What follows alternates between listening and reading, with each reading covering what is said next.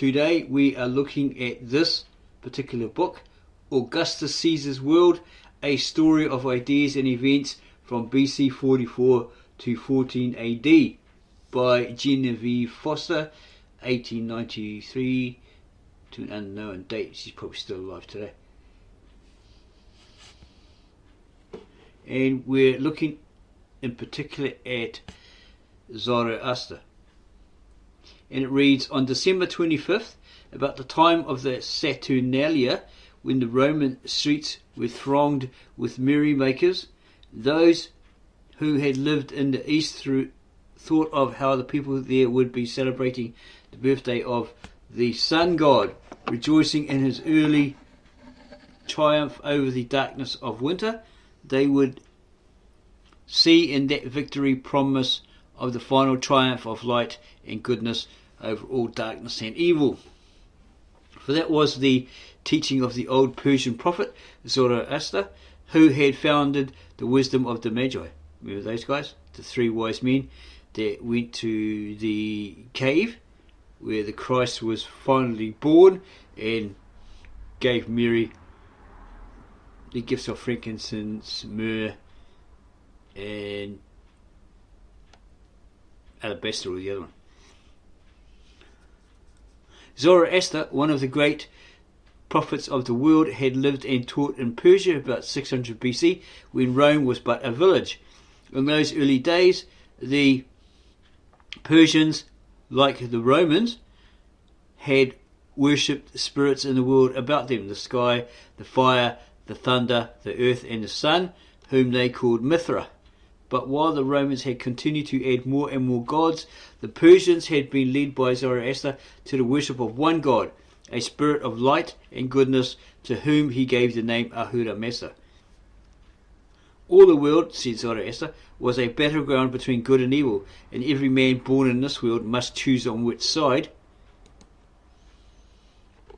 of the battle he would fight, that of Ahura Mazda and his angels of light, or that of Angra Mainyu, the devil and all darkness and evil. Good thoughts, good words, and good deeds were the weapons of those soldiers who would fight for the good spirit, and work was the way in which they served him best. A man's daily work was his prayer, and every act of his life was part of his religion, as all living should be.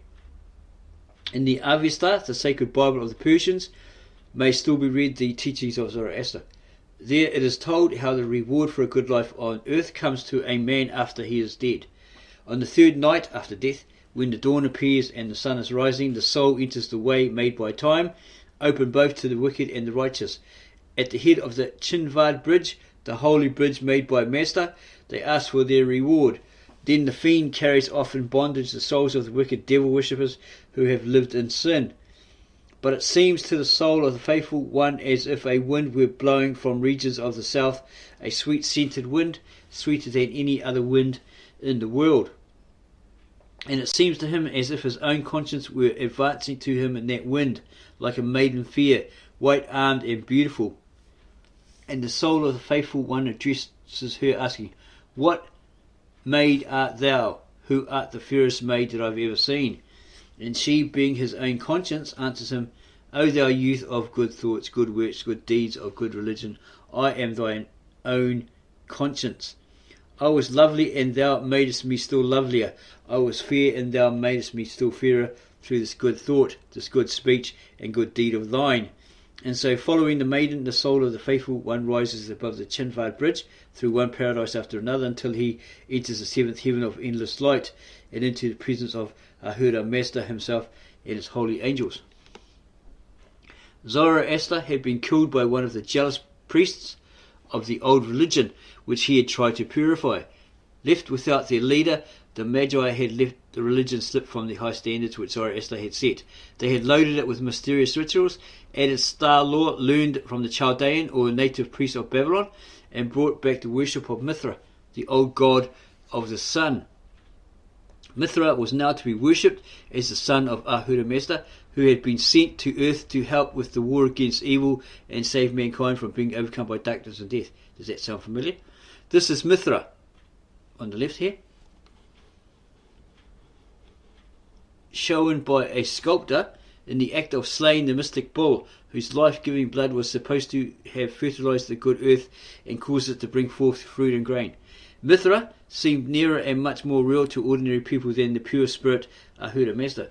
They were eager to be baptized in the blood of the bull, become his soldier in the war against evil, and so earn life everlasting in paradise, that seventh heaven of bliss. So Mithraism had grown popular and spread beyond the limits of Persia into Armenia, Syria, and all of Asia Minor. Now it was being carried to Rome. Within the next 100 years, sun worship would become the leading religion of the Romans. Only with difficulty would it be made to give way to the next and last Oriental religion to be adopted by them.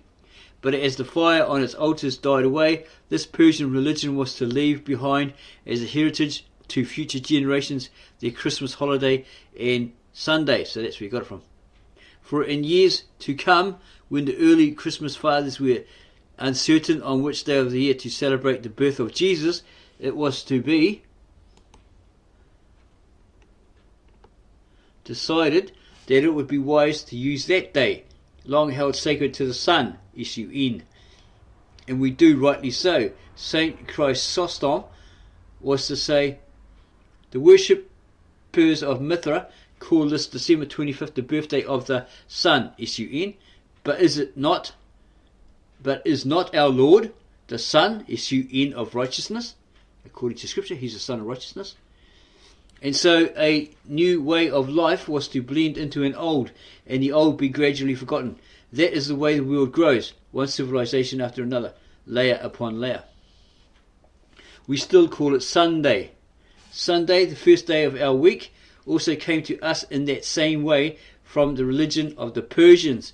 One day out of every 7 was kept sacred by them to the sun, S-U-N. It was the sun's, S-U-N's, day, and like the Sabbath of the Jews, it was a day of rest. On the sun's day, all work was forbidden, except what was necessary in the fields. For cultivating the good earth was in itself a sacred duty, as taught by the great prophet Zoroaster.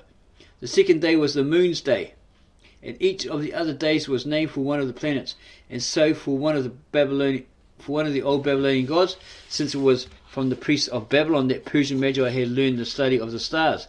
This chart shows the old Babylonian names and how they were to be changed into those of Roman gods, and then into the gods of the Germans and Norsemen, names we still use today.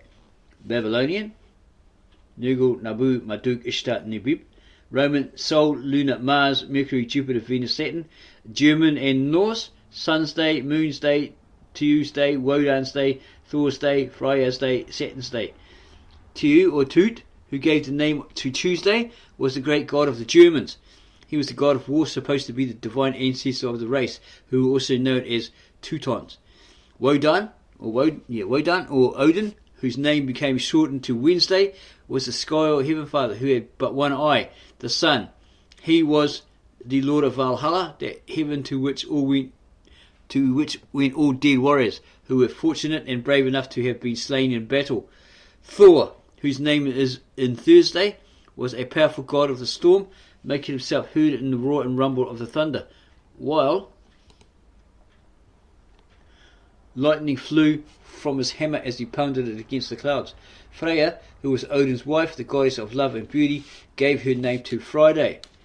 There was also a god named Frey, who was Freya's brother. Frey was the sunshine. He wielded a sword shaped like a sunbeam against the wicked frost giants who kept those lands of the north locked in ice and snow for so many months. And Frey rode a boar with golden bristles radiant as the sun. Frey, pictured here, on a boar. On the year's shortest day, when the Persians were celebrating the victory of their sun god over the darkness of winter, the people of the far north were feasting and revelling in honour of Frey, who had defeated the frost giants again.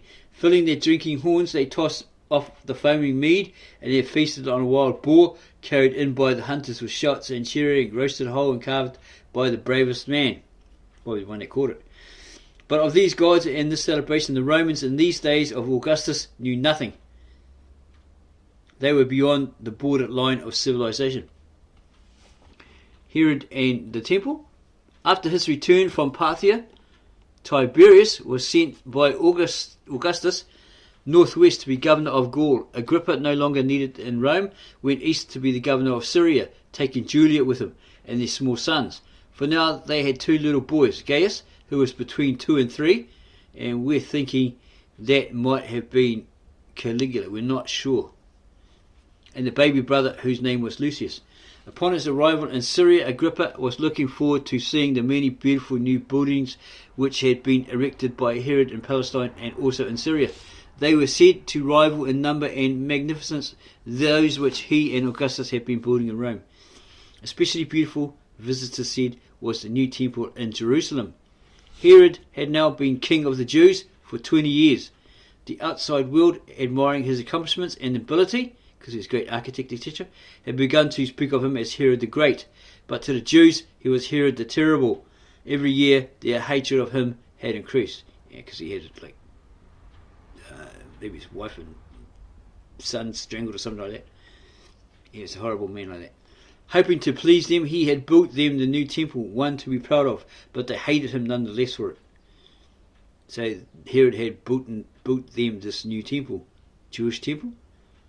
The old temple which it replaced had stood for 500 years, poor and dilapidated. It was one which the exiles had built when they returned from Babylon. It had been stormed so many times since that the walls were zigzagged with wide cracks and in places ready to crumble. But when Herod proposed to tear it down and build a new one on the site, fear and horror possessed the people. They did not trust him. What if he planned to build some heathen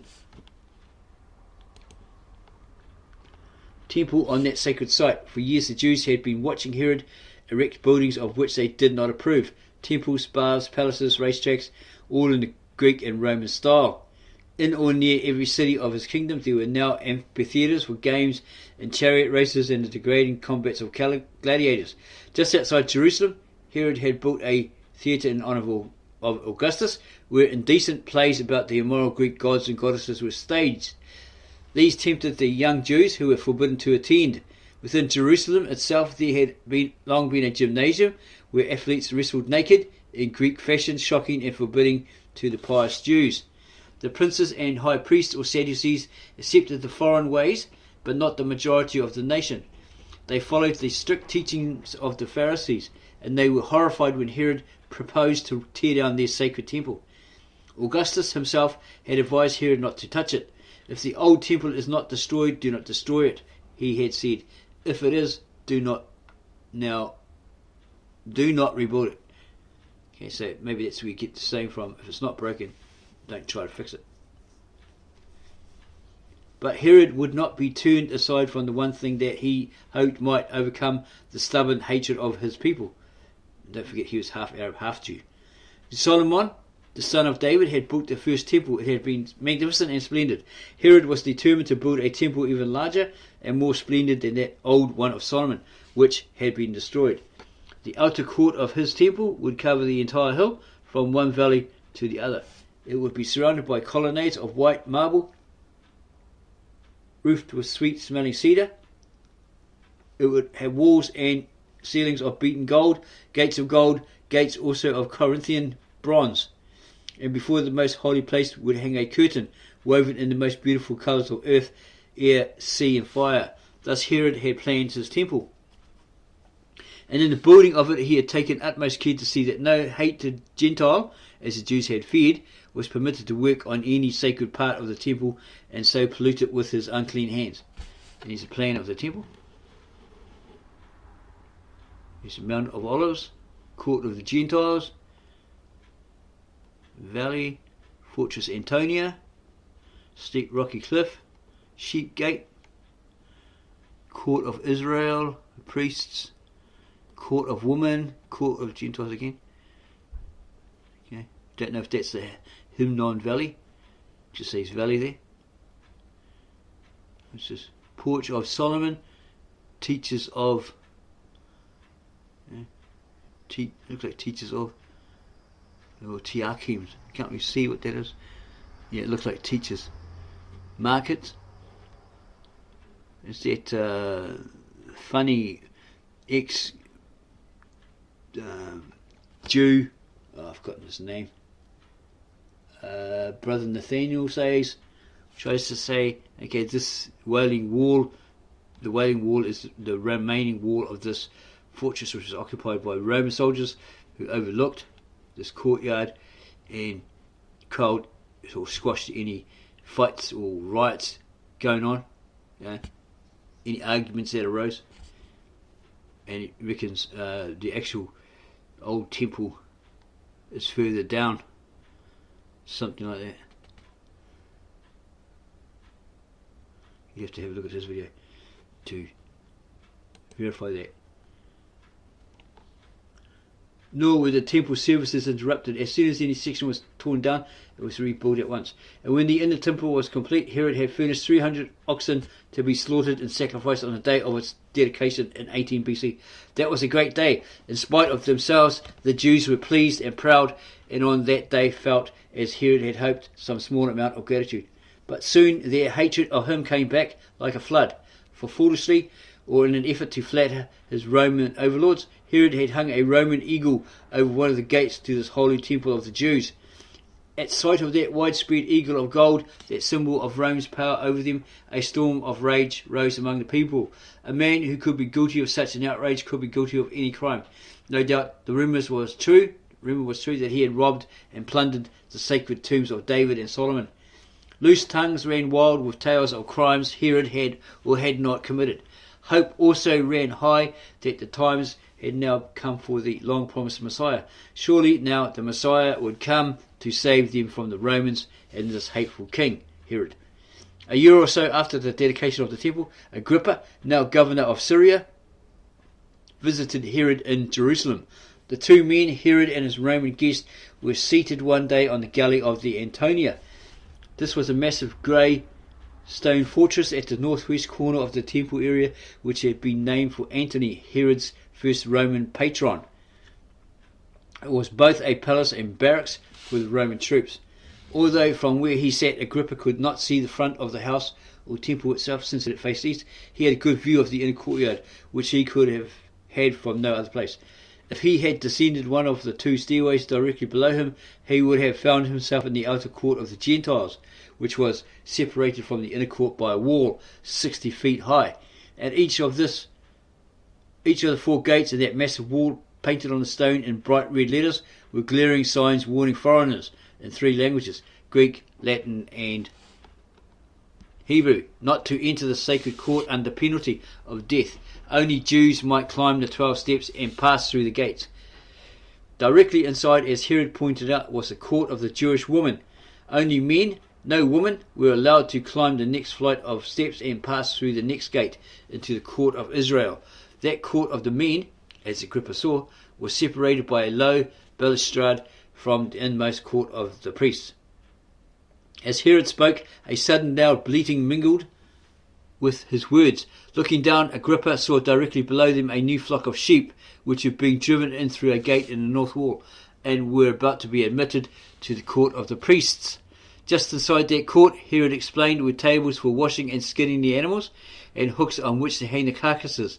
An underground cistern furnished water to wash the livers before examining them for omens, and also to flush away the filth from the entrails and the blood, though most of the blood was used to fertilize the gardens of the high priest.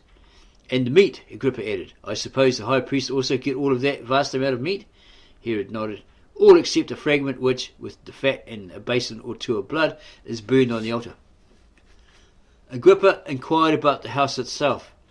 Only priests, Herod told him, were allowed to enter. Even while it was being built, he himself had never gone inside. But in the first room were the golden lampstand and the altar of incense and 12 loaves of bread. Beyond that, separated by a veil, was the Holy of Holies, which no one but the high priest ever entered, and he only on one day of each new year, the Day of the Atonement.